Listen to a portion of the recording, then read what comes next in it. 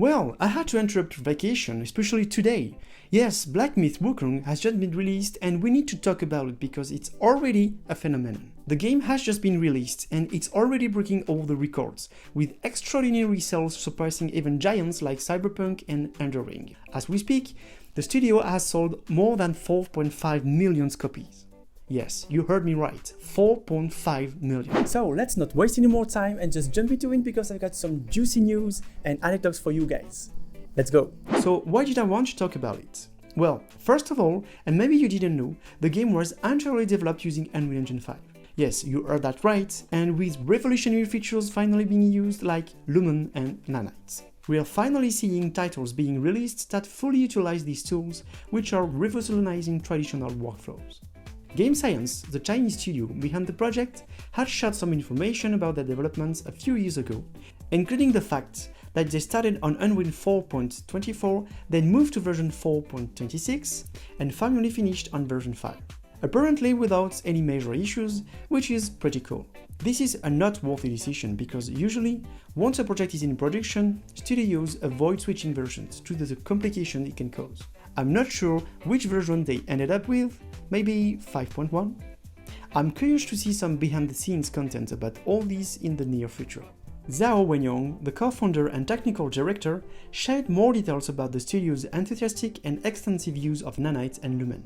For Enviros, Nanite has been very beneficial for them, both in terms of detail and realism and in optimization. Indeed, Nanite allows us to use meshes with millions of triangles without having to optimize a low-poly version as we usually do. And as the Valley of the Ancient project demonstrated during the Unreal Engine 5 release, in terms of environments, we can now distribute thousands of objects much more easily while maintaining a high level of optimization. This enables the creation of richly detailed landscapes, complex character models, especially in terms of armor, and intricate architectural structures, all contributing to the game's highly realistic and immersive visual experience with meticulous details. Lumen also plays a role here, and it's a goodbye to baking light maps and hello to dynamic global illumination. This is a feature greatly appreciated by many because, let's face it, baking light maps is quite tedious. Using Lumen will also enhance the game's atmospheres by creating more natural lighting and shadows, thanks to virtual shadow maps. This is particularly important in a game that frequently shifts from one environment to another, such as lush forests, dimly lit caves, and mystical temples. What I'm eager to see is how all this was implemented, considering the game was developed a few years ago. Many of the latest advancements and revolutions in this algorithm are quite recent, and I don't think the studio was able to benefit from them. Let's not forget that Unreal Engine is open source via GitHub, so you can download the source code and compile the engine yourself. This also means that you can make deep modification to the engine even before official releases. By the way, if you're comfortable with all this, you can already get a preview of new features from version 5.5 for example, and test them out now.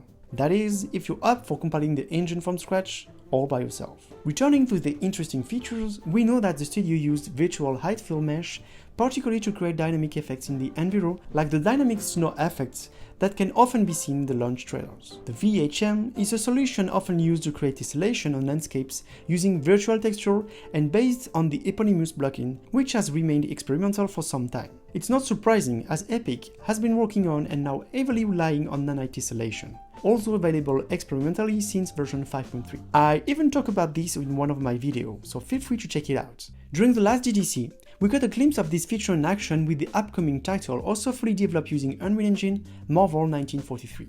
The visuals and the demo were absolutely stunning. We can also assume that the studio relied on MetaHuman technologies to achieve this level of realism in facial animation. This was also demonstrated in Marvel 1943, and the results are incredible. And when you see the graphics in Wukong, it's seriously impressive. And Epic should be proud of the engine they are developing. We have some incredible tools at our disposal now. We could go on and talk about World Partition, for example, the system for managing large maps in vast open worlds, coupled with the data layer system, which allows switching atmospheres in the blink of an eye. These systems are at the heart of Unreal Engine 5, and I'm sure Game Science has fully utilized them. All this to say, considering that the studio relied on these tools back then, it raises the question of what the next generation of games will look like, especially with further advancements in these features. And I'm really excited to see what's next. What do you think? I believe there will be a before and after Wukong, especially in terms of AAA game development. It raises the bar even higher, and given the feedback we've seen in less than 24 hours, it's definitely not going unnoticed. Games of this magnitude always bring positive evolution, no matter what, to the future of game development, and of course here, under Unreal Engine 5. You might have already noticed, Wukong isn't just being talked about in a positive light, particularly due to some controversies visible on game rating sites. The main issues revolve around the studio's apparent lack of transparency with journalists, particularly regarding their ability to test the game as they wished. This has led many to suspect that something is being hidden. Sadly, we often have small day one surprises, even with major titles. Let's just hope it's not the case here. But despite everything, the best thing to do is to form your own opinion. That's why I got it, to dive deep into it and develop my own thoughts on the matter.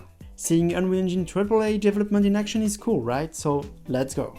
And that's it for the short video, guys. Let me know in the comments what you think about it, and if you are playing the game, let's share feedbacks. We see each other in like maybe 15 days for awesome content. Keep geeking out, and I'll see you soon. Ciao!